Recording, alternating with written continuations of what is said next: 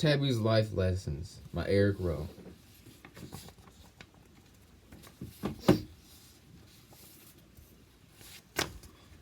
My family would always say I had a controlling problem. My mom says that I'm exerting my actions and behaviors onto them. My dad says I'm using it excessively and should see a therapist. Even my little sister is complaining that I boss her around too much. I don't believe what they're saying. I don't fear them unpredictable, and I don't feel I need to prove myself or fear losing control.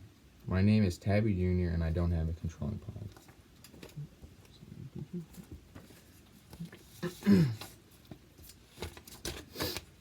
I googled the signs of being a controlling problem. The list went on and on. Traumatic or abusive life experiences, a lack of trust, anxiety, fears of abandonment, lower damaged self-esteem.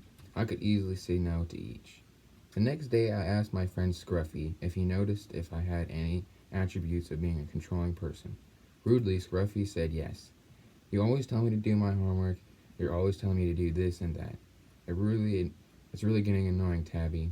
I was surprised that even my friends said I had a controlling issue. I was starting to get scared.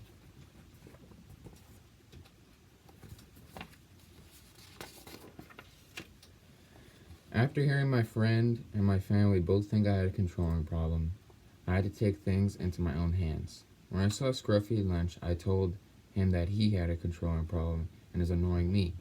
Scruffy lost it and started to get very mad and told me we aren't friends anymore. I was shocked. Scruffy and I had been friends for 4 years. This made me more angry. Scruffy being very mean and thinks that not being my friend will make me change. It won't. After school, I ran home and told my mom about it. Mom, Scruffy isn't my friend anymore. Oh, sweetheart, what happened? He accused me of having a controlling problem like you and Dad did. So I told Scruffy he had a controlling problem. And that's when he really got mad. Tabby, what did I say? If you don't change and become a different person, you will lose all the relationships around you.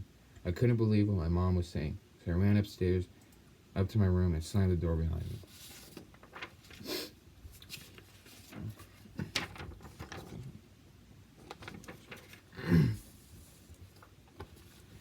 I woke up and left the house as soon as I could. My mom was against me, believing the crazy lies Scruffy said. Everything was going good until the teacher started to say the word about wrong. So I corrected her while she was teaching. Excuse me, Tabby, the teacher said. Be quiet, I am teaching right now. Everyone started to laugh. After my first class, I went to apologize to Scruffy. I said, Scruffy, you are right, and I'm sorry for saying you have a control issue. Scruffy didn't look pleased to see me. Tabby, go away. I don't want to see you anymore. This made me super angry. Scruffy, I said, I'm sorry. What else do you want me to do? Scruffy started to walk away. I pulled on Scruffy's shirt. Stop! Where are you going? Bam! His fist hit me directly in the head. I fell to the ground. Scruffy started kicking me until a lunch supervisor came and pulled him back. With my bloody mouth and bruised rib, I limped away.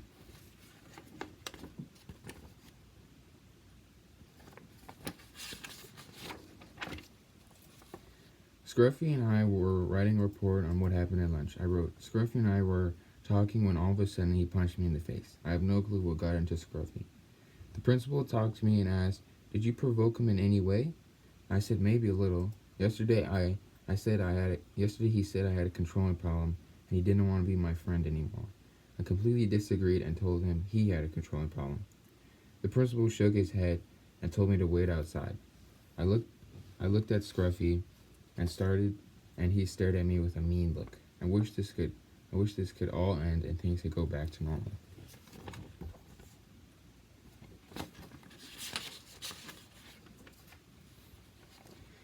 The principal called our parents and told them that we were suspended for a week.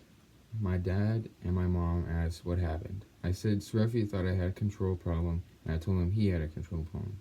My dad looked at me with shock. My mom had terror in her eyes. This is the last straw, son. I'm sending you to a therapist, my dad said. There you will understand what you have to do when you have a control problem. I was very nervous to go and begged them to not send me there. I'm sorry, son, it's the only option we have left, said my dad. Fine, I'll go, but if I don't learn anything, I'm not going again. Okay, that's fair, my mom said.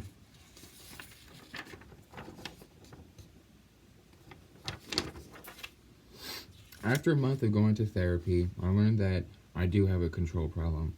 I always feel if I don't control people, then they will control me. My therapist has been very helpful. She makes me write a journal to express how I feel each day.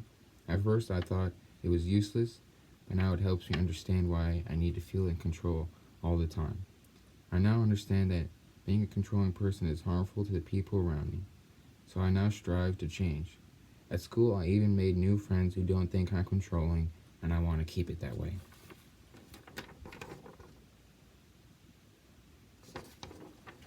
The end.